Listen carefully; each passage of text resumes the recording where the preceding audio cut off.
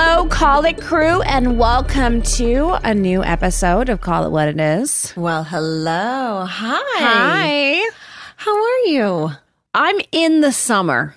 You're in Do you know summer what I'm mode. saying? Yeah. Oh, this is the home edition for me. This is my first time at home talking to you. It's coming live from my bedroom. From your bedroom. I love it. Ooh, Yeah. intimate. Sexy. We're bringing the sex this episode. No, when I say summer, I don't mean like relaxing summer vibes. I mean like kids.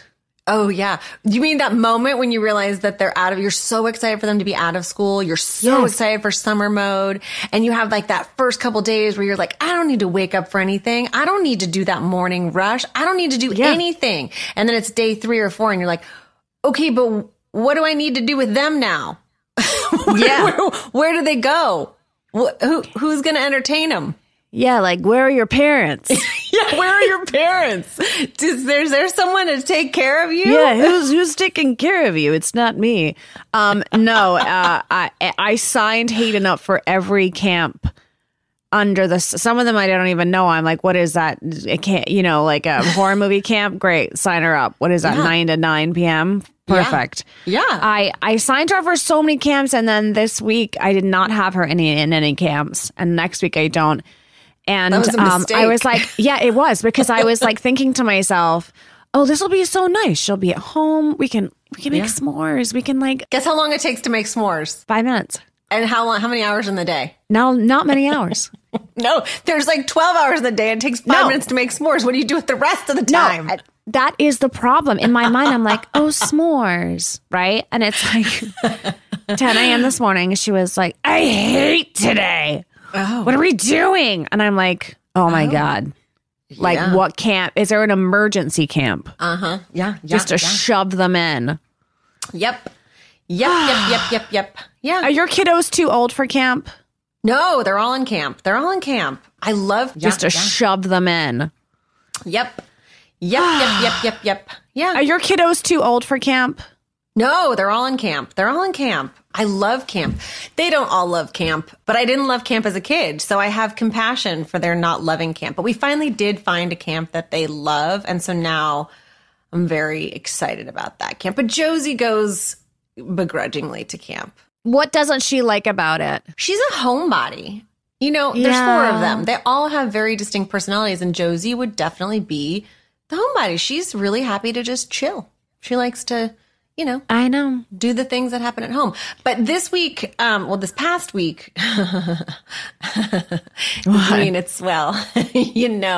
it was full of firsts for me, because this past week was the first week of having a child who technically is a young man. Mm-hmm. He has a driver's license, Camilla. He has a license to drive, and he's using it.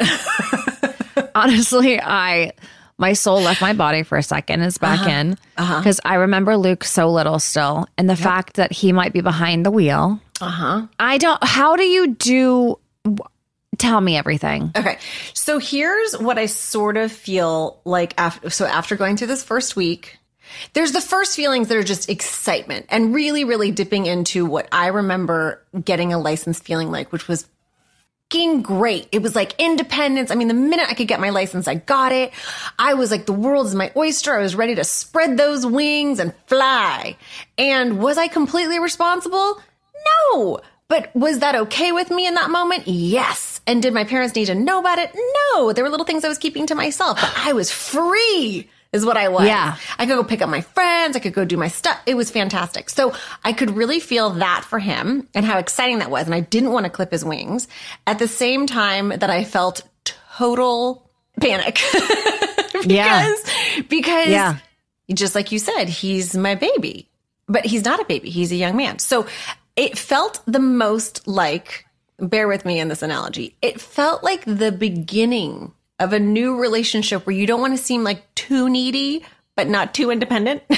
So I didn't want to be calling him all the time, like, hey, what time did you leave and where are you going? And can you text me when you leave the place and then text me when you get to the place? But I also didn't want to seem like I didn't care. And I did feel like I needed to know that information to also just like regulate my nervous system. Are you tracking him? Like, can you track him so that you can see where he's going? Okay, so we all share our locations with each other and our family. Yes, I don't honestly look at that very much. I sort of depend on good old fashioned communication. I mean, I get that I could find him if I wanted to, but I would rather work on the relationship piece where he understands that I care where he is and there's a responsibility in our relationship for him to let me know, as opposed to me just pulling out my phone and seeing a moving dot. Does that make sense? 100%. I think that I'm going to have to, by the way, I think that's the way to do it. However, I do feel like I'm going to be in Minority Report. And when they're driving, I will be like, Matt, don't talk to me. Okay, she's on Ventura Boulevard. She's just past the McDonald's. It's like yes. I don't know if I won't be able to track 24/7.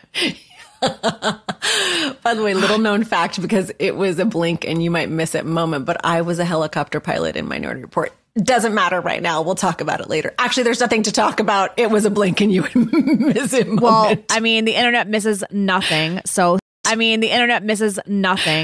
social media, bring that up, please, for us right now. I will tell the story later on because I was in a scene with Tom Cruise and there's a funny story from that. Anyways, we digress. By the way, you can't really digress. We will let you, but we're coming back to a Tom Cruise We will come story. back to it. Oh, okay. All the Tom Cruise stories. Okay. So that's how it's been this week. And I'm really proud of him. And I'm really proud of myself. And it also happened to be a week where Christopher, it was a little divide and conquer week for our family. Christopher took the two older girls, Eve and Poppy, on a incredible adventure whitewater rafting. So they were completely offline. So actually, it really only was me that was, checking in with him. And I definitely feel like Christopher's far better at he believes in that, like that play-based childhood and they're going to slip and fall. They're going to make mistakes and we're here to help. And I can run a little more, I can futurize a little bit more. I wouldn't say that I don't feel anxious. I don't worry, but I definitely think about what could happen a little bit more than maybe he does. So it's been interesting because again, it's the beginning of it. And I don't want Luke to feel stress from me. I want him to feel excitement and also expectation of doing this the right way. Okay. So I have a question, because does it help you? Because my fear is that my kids will be learning to drive possibly in Los Angeles. Does it help you that you have two roads in your town? Like a road in and out? There's just things I can rely on from you. I know, but I'm being honest though. The one blinking light in the center of town is what you're imagining. Exactly. He's going to be, there's only one light to deal with. Does it help that you live in a smaller town? Honestly, does it help that? Because imagine him learning. Would you feel differently if he was learning, if he had just got his license and he was in Los Angeles? Would you feel any differently? Well, first of all, I understand what you're saying. And yes, on some level, there's a little more room to practice in a one lane street type situation. That being said, we do have highways around here. So is he allowed on them? Because they connect people. And places. Yeah. Listen, I think that it feels like the system that the government or the DMV, the Department of Motor Vehicles, has laid out is probably a good one, right? They ask for certain things of them. And so he got his permit and then he was able to drive with us. So we've been driving with him for the past 6 months and he's a good driver. So, I mean, although that's a whole nother thing too, because when you're in the passenger seat, I was definitely guilty of a lot of mom, who's worse? Who was the worst? Me. You or Christopher were worse in the passenger seat? Oh, we're going to have Luke come on as a guest to tell you that. Okay. Well, who would Christopher pick? I would actually say I would give this one to Christopher. I think that Christopher drove with him more. They would go on longer road trips and he would drive. I think Christopher did a really, really great job of driving with him. And I mean, I drove with him all that I could, but it wasn't, I don't think as much as him. And then he took real driver's lessons with, of course, the driving lesson people. When I first moved to Los Angeles, I could not drive here. I didn't have my driver's license. Right. And also opposite side of the road. Yes. Very different. And I took the bus for the first 4 years that I lived here. And then I finally, because driving lessons are very expensive. So I started my driving lesson. And I remember driving with this guy. And in England, it's very, very serious, right? And here it's, I think it's serious too, but the guy I was taking driving lessons with, I remember we were going down the street and he was like, okay, take a left, take a right. And I'm like, where are we going? He had me pull into a drive-through because he was hungry. Part of my lesson was going through In-N-Out drive-through. This is not a joke. He ordered food and I was like, I guess we're doing this. He was like leaning over me like a milkshake. And I'm like, okay, one milkshake. I'm like, I guess this is how you learn to drive in the US. You got to do that was part of my driving lesson. And to be honest, once I passed, I was like, I know how to go through the drive-through. Once I passed, it was still terrifying. The freeways it's the Wild West in Los Angeles. I always think of Clueless. It is like Clueless. It is. I have had when you're pulling in and the freeway is 17 lanes wide on one side, you're screaming. Yeah. You're full on screaming and you're praying and you make it through and then you're like, great. Yes, that was my driving lesson experience in the States. Very different to England, I will tell you. Yeah. I mean, the new thing that came up this week was, again, these things just jump right out in front of you. Didn't expect this one. He will be driving other people, right? So the driver's license has restrictions about who, but then you can drive certain people over 18, under 18, blah, blah, blah, blah, blah. And then you think, well, I mean, do you need to do a whole interview with the passenger to make sure that they're not impulsive, they're not distracting, they're going to be a good co-pilot? Because now I don't have to just trust my kid. I got to trust the passenger. Be honest. Is there anyone that you're like, listen, you're not taking Bob? Bob is not. That passenger princess is being a princess somewhere else. Luckily, there's no Bob because I'm not sure there are any Bobs under the age of 45. There's always a Bob. There's a Bob in every generation. He's taking a Bob. I want to know why Bob's in the Why is Bob in the car? We have a lot of questions about Bob. But maybe is he taking a Will or a Jake? Yeah. I mean, there are Wills and Jakes. And I think that I'm going to have to now there's going to be some protocol. I'm going to need to get to know these friends a little more than I do. Yes. Yeah. What's the cell phone situation? Here's what I would want to do. I'd want to call to make sure they're okay, but I don't want to call because I don't want them picking up the phone. Oh, yeah. We had a huge thunderstorm yesterday. Again, buckets and buckets and buckets of water coming out of the sky. And I thought, he's on the road. It was definitely my most worried moment because he's driven in rain before. It's okay. But it's like, you just want to know but that's hard. Yeah. Anyway, so I had that moment. I thought, should I call him or is calling him going to be distracting? That's when you pull out the Minority Report. Proof of life. That's when you were like, that's when you do this. Is the dot and still you're like, moving? the storm's moving this way, the car's moving this way. Yeah. You want to know how many lightning strikes there are. Yeah, no, that's when you got a Minority Report it. Yeah, it's been real interesting. But I have to say, on the positive note, again, going back to how I felt, it's such a huge moment in your independence. And it's so important, trust, right? You've been talking about it your whole life with them. And we've talked about this before. It's the whole thing, right? And building and moving your children towards independence and adulthood is we've been doing things with them for so long and they're going to have to do them on their own. And you're going to have to trust that they can. And so, yeah, that's why it's been a big week. Oh my God.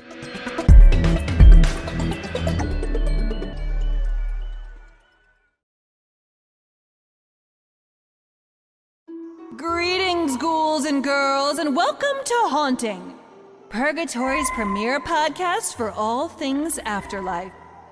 I'm your host, Teresa. We'll be bringing you different ghost stories each week, straight from the person who experienced it firsthand. Some will be unsettling. When she was with her imaginary friend, she would turn and look at you, and you felt like something else was looking at you, too. Some unnerving. The more I looked at it, I realized that the thumb looked more like a claw, like a demon. Some even downright terrifying. The things that I saw, heard, felt in that house were purely demonic. but all of them will be totally true. Listen to Haunting on the iHeartRadio app, Apple Podcasts, or wherever you live and get your podcasts.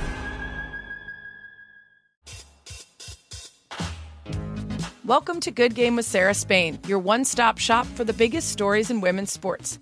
Every day, I'm bringing you the stakes, stats, stars, and stories to keep you up to date. If you're new to women's sports, welcome. Can't wait to show you around. And if you've been around, let's make things nice and comfy for our new friends. We want Good Game to be just like women's sports. The best of the competition, teamwork, and rivalries that we love, minus the toxic masculinity and drunken brawls. Where else but women's sports do we see a player passing her ex-wife on the WNBA's all-time leading scorer list and then watch her new fiancé, teammate, and MVP candidate talk about it afterward on SportsCenter? Shout out to Duana Bonner and Alyssa Thomas. The tea, y'all. The tea is so good. Good Game is where we go to celebrate, debate, and dissect those stories and all aspects of women's sports. Join us. Let's have some fun. Listen to Good Game with Sarah Spain on the iHeartRadio app, Apple Podcasts, or wherever you get your podcasts. Babe. Yeah, babe. Do you think they can hear us? Yeah, those are mics. Guys, we are back. We are so excited. It is season 2 of your favorite New Girl Rewatch podcast. We have got a new season, we got a new name, and we got a brand new episode every week starting July 2nd. Yeah, I am so excited for you folks to check out this mess around. When I say it's going to get weird. Honestly, hearing this, I'm not ready for this. Mm-hmm. I'm happy to have my 3-year-old who loves Buzz Lightyear. Mm-hmm. And my 7-year-old. There have been camps this summer. We've also been in, and you know this when you have little kids, more so than anybody, a lot of birthday parties. I am hitting up every birthday party in Los Angeles. Yeah, I talked to you on Saturday. You sounded exhausted. I hit up 2 that day. But by the way, my social life is kids' birthday parties. And luckily, I really love all the parents that I have to socialize with for these parties, and their kids are wonderful. But we started to have this conversation at one of the birthday parties we were at about the pressure of throwing a party. And I blame social media for this. I blame reality TV shows for this, even though I do like reality TV. The pressure to throw a birthday party from when we were kids to now is really hard. And I think we gotta forget it. Yeah, take the foot off the gas. Are you talking about just like the fact that everything needs to be Instagram worthy? Do we need 50 fucking balloon arches? Do I need a balloon arch to go to the bathroom? And you know what? They're not good for the environment. They're not good for anyone here. No, but I know, but you can't also, there's some sort of organic, balloon arch that, will help feed a tree. So that you can't, it's not even an excuse anymore. Okay. But like, I don't need literally a balloon arch to go pee. It's fine. I don't need one over the toilet and then the sink. Nope. There is a fucking balloon arch in every. And by the way, I've been guilty. Have I done a balloon arch in my time? I've done a couple. I'm guilty of the arches. Yeah. But did my mom do a balloon arch? No. She tied some balloons together and she threw them over there. And like, we both had the tradition, because I stole it from you, that we send them up to the sea, and that's cute. But like, it's out of control. Yeah, now you have the characters. And by the way, I've had the character show up. I've had Mickey show up to the party. No. It's too much. I definitely succumbed to the pressure to have that kind of party. Also, I enjoyed it. I did. I kind of liked it. And then I didn't. So I feel like as we moved through the years, I definitely dressed up as Elsa myself. And I have photos. Guess who's going to be fucking Buzz Lightyear in August? Me. By the way, guess who's not cute as Elsa? Me. You can't, Jessica. No, I'm gonna post. I'm gonna give you a visual. That wig does me no favors. Why did you wear the wig? You're blonde. Does my hair look like Elsa's? No, I needed like the big. It was the white, fluffy. Oh, yeah. No, those things are a fire hazard, by the way. I mean, I don't know what they're made of. But Josie was 3 or something, and she definitely, I actually think she might have thought she was part Elsa.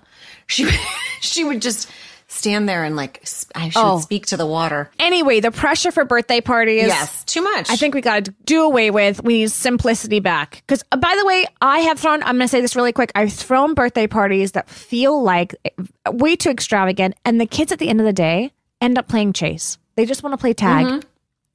A cake, Absolutely. some pizza, some music, call it a day.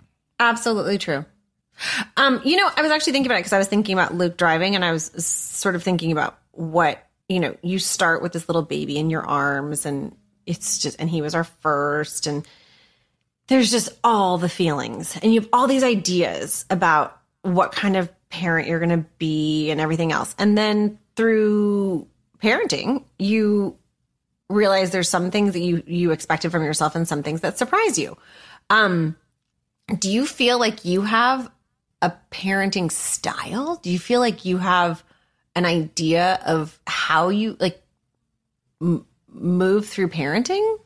No, which is a problem because I want to label it. I love a label. I want to be like, I think I'm all of the labels that you can be.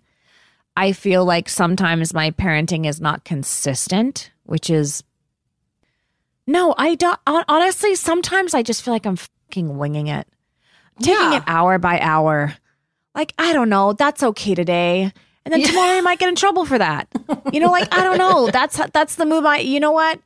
You want to have chocolate for dinner? Like, I don't have it. I don't care anymore. It's fine. It's fine. And then tomorrow when you ask me for dessert, I'm going to be like, are you out of your goddamn mind asking for dessert? What is this? Okay, but what is this? But that all seems completely okay as long as you communicate that, right? I mean, I think that as long as our kids, I think we actually probably are more consistent you're probably more consistent than you think you are, and your kids get to know you. So they know that when today it's chocolate for dinner, it's because, X, Y, or Z was happening. Listen, I feel like I'm definitely not authoritative. Like, it's not like my way or the highway. Although I definitely was far more rigid when I first started parenting, like in my ideas of what was right or wrong, or even the fact that I thought there was a right or wrong. Like, I don't feel that way anymore. And I'm definitely not permissive. So I feel like I'm in the middle. That's great. I love my kids so much, and I want to have a great time with them. And I want to raise them into being like young adults that, like, I want to hang out. Like, I want them to get older and want to keep coming back. And that being said, I don't want to give up any of my own, my integrity or my ideas of what I think is best for them. So I think that that's something that comes into my mind a lot. Like, how do you parent in a way that sets your boundaries at the same time, that allows for the play and the fun and the yummy, the part that's like exciting and fun and adventurous and not full of a ton of rules? I think it's hard because for me, this is a struggle for me for sure, because growing up, my mom felt very much like my best friend. And I always wanted that relationship again. When Hayden was born, I was like, I know what this is going to be like. She's going to be my little buddy. That's how I was. And she came out a completely different person to me, obviously. And it was, I have to say, it was an adjustment because I felt like, okay, this relationship is going to be different. And by the way, I've realized with time that my mom probably should have had more boundaries with me than she had. I was a little bit too much her buddy. I don't think I should have been maybe privy to certain things that were happening. For example, like in my, I was very privy to money problems we had and when I was very young. And I think that it was stressed me out. But I think she shared a lot and it made me feel close with her. But then I feel like I'm really having a hard time a little bit loving that relationship I had with my mom. My kid is completely different to how I was. And then trying to figure out how it's going to work for me, but keep that closeness. So it's sort of it's a daily struggle for me a little bit. And I that's what I'm saying. Like, it's hour by hour sometimes. I feel like it's hour by hour with both of them. And by the way, what's so surprising is that really, truly surprising. And I'm sure any mom listening to this can attest to this. Your kids are so different. And so the way I'm parenting one works for one and doesn't work for the other.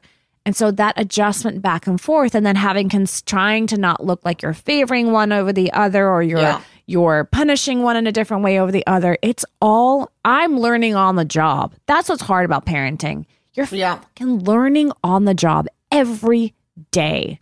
And I want to do well. I want it to be success. I want to I'm responsible for their childhoods. I want them to have amazing memories. But yeah, who knows how I'm doing, to be honest. Speaking of the way that you treat them differently, ultimately how that plays out when they get a little older is you start hearing in stereo, well, that's not fair. Well, she got that or he got that. Oh, you think that's happening when they're old? That's happening now. Well, but that was right for him. And that, that's not right for you.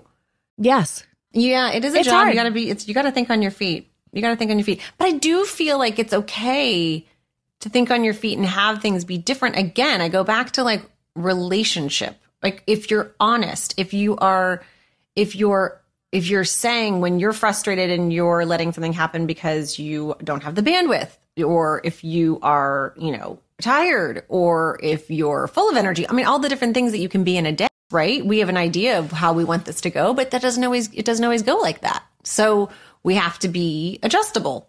And I do say that to them a lot. I'm like, listen, this is my first time parenting. Yeah.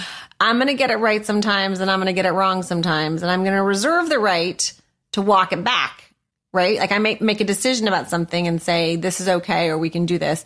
And then tomorrow I may feel differently, and I will explain that. I'll explain why. Because I do think that's what's amazing about family. Like, I think it's so incredible is that you're a team. You're a team that's bound no matter what by the fact that you're family. And that's an incredible, incredible thing. So I do try to remind them, like, it's always team family. And so you can not like what's happening on a team, or you can think, X, Y, or Z, but ultimately you're stuck with that team. Yeah. You're stuck with me. So I don't know what to tell you. Buck up, Buttercup. No, I'm going to use that. This is why I love you, Capshaw. I will use that too. I'm going to go home and be like, listen, team. Yeah. The leader doesn't know what they're fucking doing today, but you're on the team. You've made you're it. On the team, and you can't get off. On the team. You can't get off. You might get benched. I'm not sure why. I'll explain tomorrow. Exactly. I'll have more idea what's going on tomorrow. I feel like the heading of this conversation about Luke and getting his driver's license should have been, buckle up, Buttercup. Welcome to parenting. Yeah. Buckle up. Yeah. Yeah. Okay, we have some incredible people that have written us today. Oh, I love them so for much. Our episode. I would, by the way, like to say that I'm very, very grateful for all of these incredible people that write in. Like, truly, to trust us with these questions and to be excited to write. I mean, it's really wonderful. I want to get into the first one because this person has very similar ages to my kids. So Jess wrote in and she said, my husband and I have two adorable boys, ages 2 and 7. We are talking about a third child, but we can't decide if it's the right decision. How did y'all both know your families were complete? I can answer this very easily.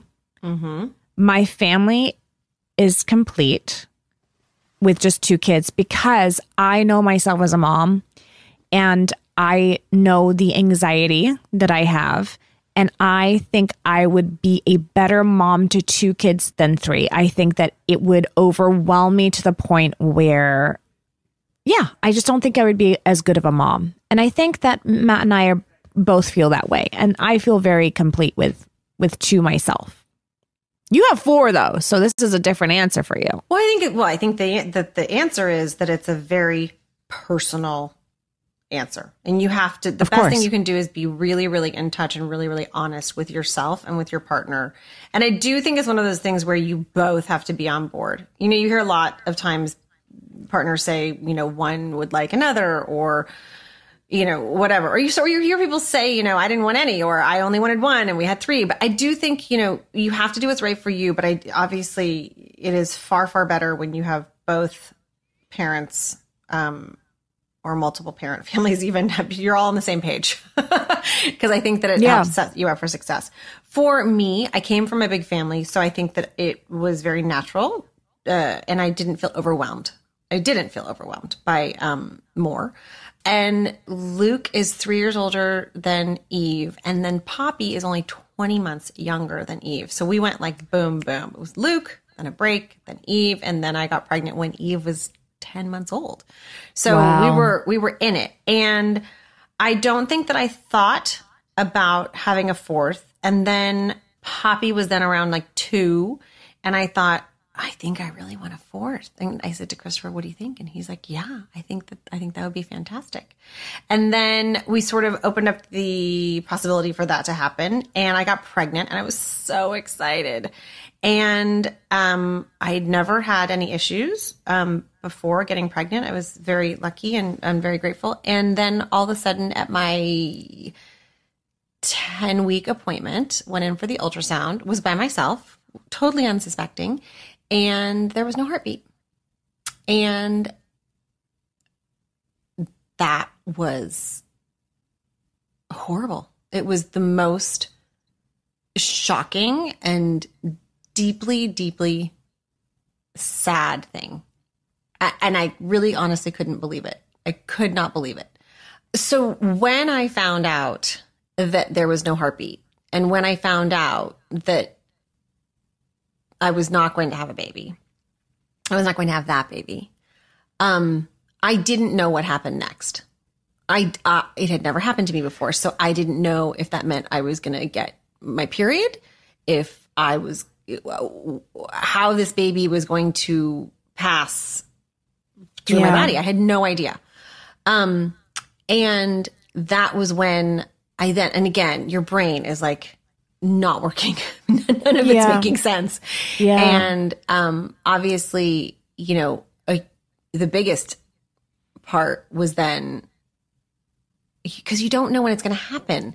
And so I remember calling Christopher, and I remember like, do you say it over the phone? Do you wait till you're together? There's just such deep sadness. And then sharing with him that that's what was happening, and then feeling that together, just that deep sadness and disappointment and disbelief. In a lot of ways, there was disbelief.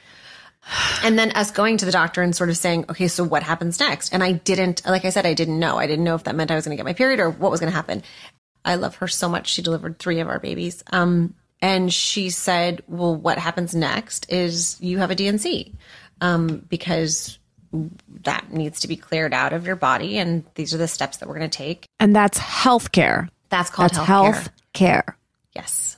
And I was very, very, very fortunate. I was very, very fortunate that I had a doctor who was so compassionate and took her time to explain to me what was going on and to teach me, and then to be with me in that pain and in that disappointment, and that I had a partner that was there to be with me in that pain and in that disappointment. And then, you know, life carried on, you know, and I had a chance to take care of myself and my body and my relationship and my other children. And it was really incredible. And you know what was also very strange to me, saying this now because I feel so differently about it, obviously, is that I all of a sudden was very aware that people don't talk about it. Yeah. That women have miscarriages all the time, every day. Yeah. And we don't talk about that. And I didn't talk about it. I didn't talk about it at work. I talked about it with my close friends, but I didn't go to work the next day before I had a D&C, by the way. So I knew that I still had this in my body. And I went to work the next day and I didn't tell anybody. And I went to work with that feeling and with that knowledge. And, you know, I think that looking back on it now, again, I'm not sure exactly how, but I think that the people who are in relationship with you, whether they're at work or in your family, if you can, and if it's okay with you, I think it actually should be talked about so that people can help take care of you. So that maybe at work that day, people could have been a little more, even more, understanding, or had a chance at understanding what it was that I was going through, because it is total. It is a total body experience, a mind and body experience. And anyways, I do think that, I do think it should be talked about, and that it would allow for people to understand where people are coming from, and everybody wants to deal with it differently. Right. And by the way, if you don't want to talk about it, I think that that's okay too. It really is what is personal to you and what you need in that moment from your community. 100%. Yeah. Yeah. Yeah. I think that the thing that I'm very aware of in my own particular story is that I tell the story with the perspective of having had 3 children already. And then, not that I knew it, but I would go on to have another. And again, because people don't often share these stories, we don't know what other people are going through. And there are so many stories of people who endure miscarriage after miscarriage after miscarriage that don't already have children, or their story isn't that they go on to have another child. And sometimes that means that other things happen. And sometimes that means that they end up having their children through surrogates, or they end up adopting, or they end up fostering, or they end up becoming incredibly close and having an insanely unique relationship with a friend's child or a relative's child. We all have different stories, and I'm very mindful in telling mine to be very clear that mine is only from my perspective, and the sadness that I felt was my sadness, and it was unique to me. It, in a lot of moments, defied reason, because again, I had children. But what I realized in going through it was the very, very sharp pain of loss like that. It's a very, very unique sense of loss. So my heart is with any and all the women, the partners, the family members that deal with it, because it is truly very, very hard. And then, we got through that. And then I had never been more convinced. I was like, absolutely, there is a 4th. And then I did end up getting pregnant not soon thereafter. And then I had a very different relationship with the first trimester, obviously. At what point did you feel like you could relax? I loved being pregnant. I really, really, really loved being pregnant. So I would not say that, my 4th pregnancy was fraught by any stretch. And that first trimester, I was very mindful. I was mindful of my expectation of, all the other pregnancies. It never even crossed my mind that I wouldn't have a baby in my arms, 40 weeks later. And in this situation, I was very much, aware that could not be the story. And so I was cautious. I wasn't dress rehearsing tragedy. I wasn't thinking like, oh, this is going to be terrible, or this is going to happen again. I was just cautious with my excitement, with my feelings. And I definitely think that I got a real dose of living in the moment. Like, this is the moment that I am, this many weeks pregnant, and I'm grateful for this and all that. So yeah. But it was a bit different. It was a bit different. Yeah. And then when we had Josie, I was so just over the moon. And I absolutely, to answer your question, Jess, she came out and I was like, I'm done. We're done. Yeah. Yeah, I think there's a knowing. We're now done. Yeah. I also just cannot imagine you without Josie. I know, the little caboose. Oh, the little caboose.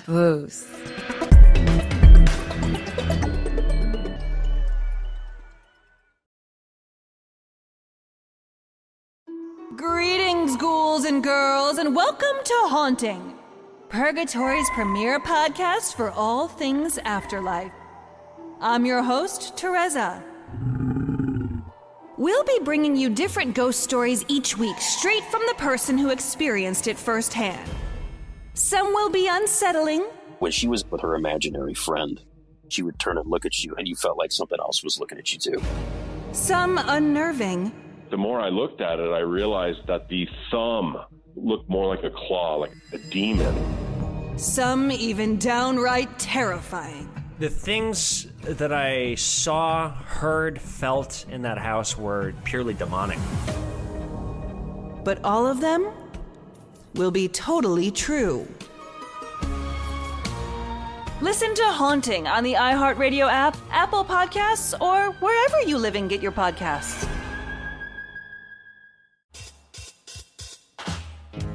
Welcome to Good Game with Sarah Spain, your one-stop shop for the biggest stories in women's sports. Every day I'm bringing you the stakes, stats, stars, and stories to keep you up to date. If you're new to women's sports, welcome. Can't wait to show you around. And if you've been around, let's make things nice and comfy for our new friends. We want Good Game to be just like women's sports. The best of the competition, teamwork, and rivalries that we love, minus the toxic masculinity and drunken brawls. Where else but women's sports do we see a player passing her ex-wife on the WNBA's all-time leading scorer list and then watch her new fiancé, teammate, and MVP candidate talk about it afterward on SportsCenter? Shout out to Duana Bonner and Alyssa Thomas. The tea, y'all. The tea is so good. Good Game is where we go to celebrate, debate, and dissect those stories and all aspects of women's sports. Join us. Let's have some fun. Listen to Good Game with Sarah Spain on the iHeartRadio app, Apple Podcasts, or wherever you get your podcasts. Babe, Yeah, babe. do you think they can hear us?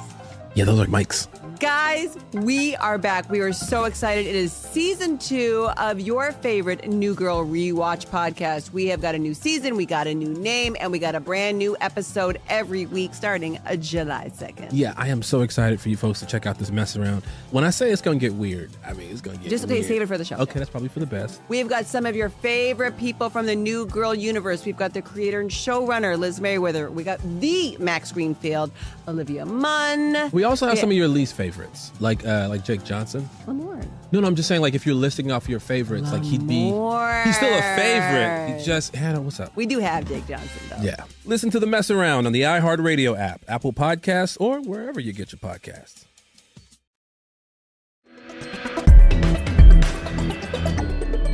Let's go to Millie. Let's go to Millie. I'm Millie, and I'm a first-time mom with a 4-month-old. Do I really need mom friends with babies of similar ages? None of my friends have babies yet, but does that matter? Can I just wait until my baby is going to preschool to find more moms to be friends with?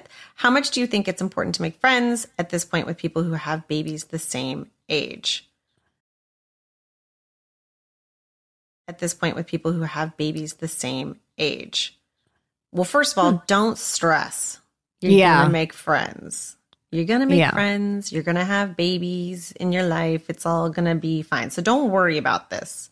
But I do think that another dirty little secret about parenting, I don't know if this happened to you, Camilla, was I thought you were going to have a baby. And again, it was like be you and the baby against the world. And you're going to be hanging out and everything else. And then the baby comes and you're like, oh, that baby is not a very good conversationalist yet. Yeah. That baby's not talking. And that baby sleeps a lot.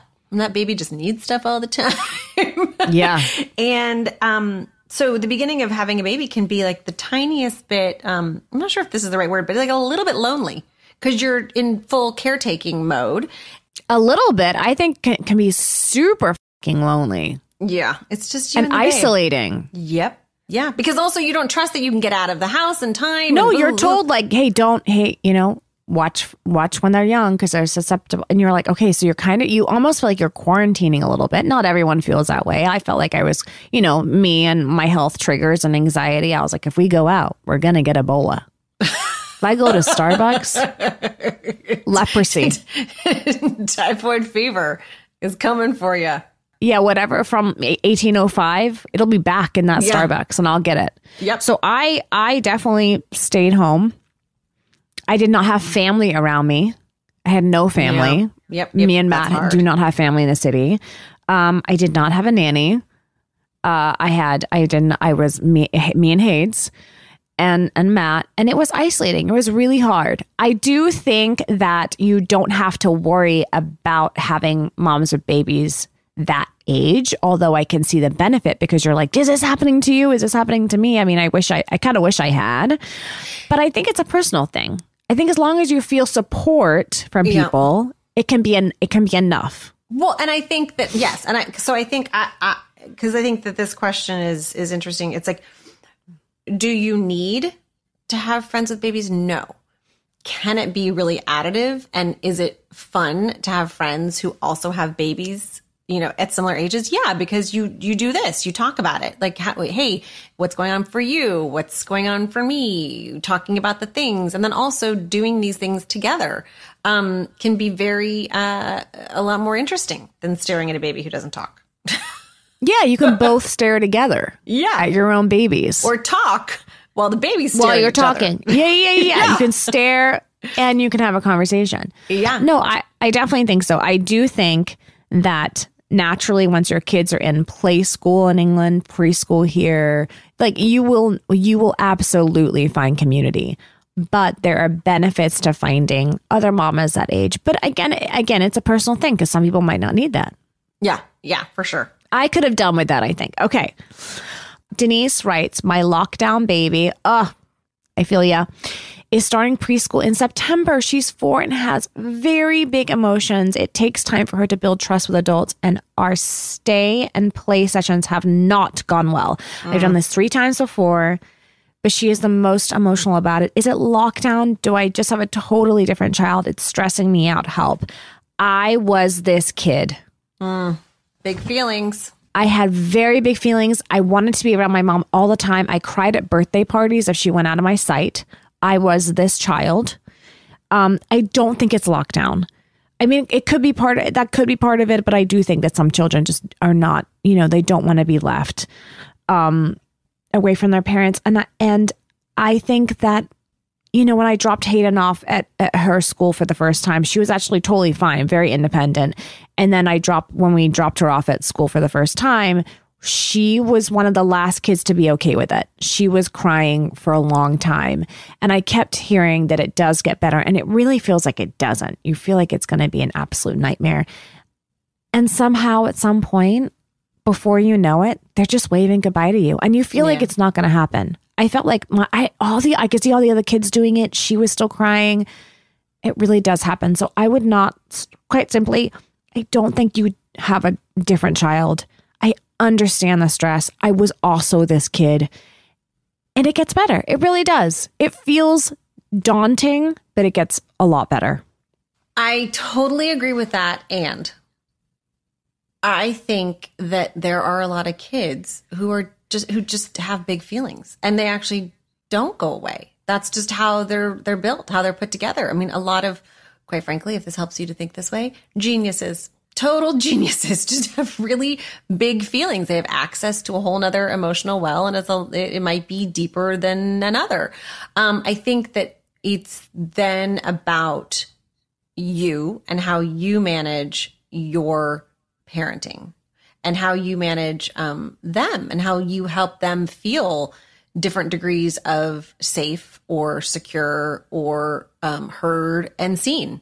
Because typically I find that the kids that feel out of control or have the super big feelings are not connecting the feeling with what's going on.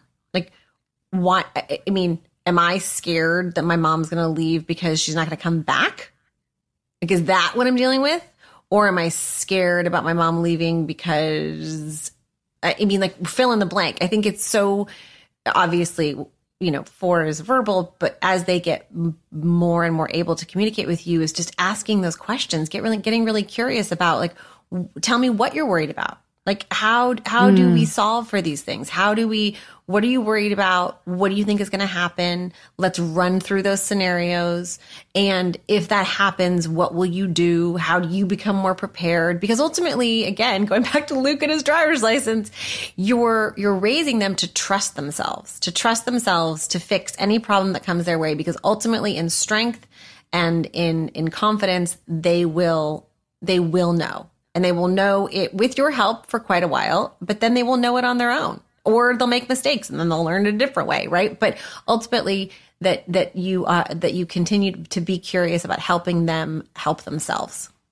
I also did this little thing. Yes, it does. And I also did this little thing that I still, when we're leaving her, we have to travel or something like that. We take a marker pen and we draw a heart. We let her draw a heart on us and we draw a heart on her hand. And so we're connected. And if you have feelings, I want you to look at the heart. And it's like this thing that I feel like reminds her that we're there, or reminds her of the conversation of like, I'm coming back. Yeah. Just a little thing that we've always done. Yeah. Jessica Capshaw, I love you so much. I love you. And I love you for sharing, because I know these things are not easy. And I wish they were easier to share. And I just think you're so awesome for telling that story today. Oh, well, I'm very glad to have shared it. And I'm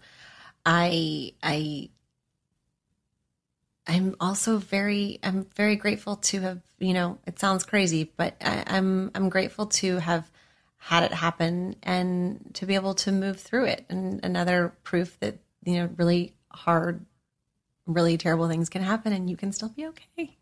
Yeah. Okay, I'm going to let you call it. Call it the end of the episode.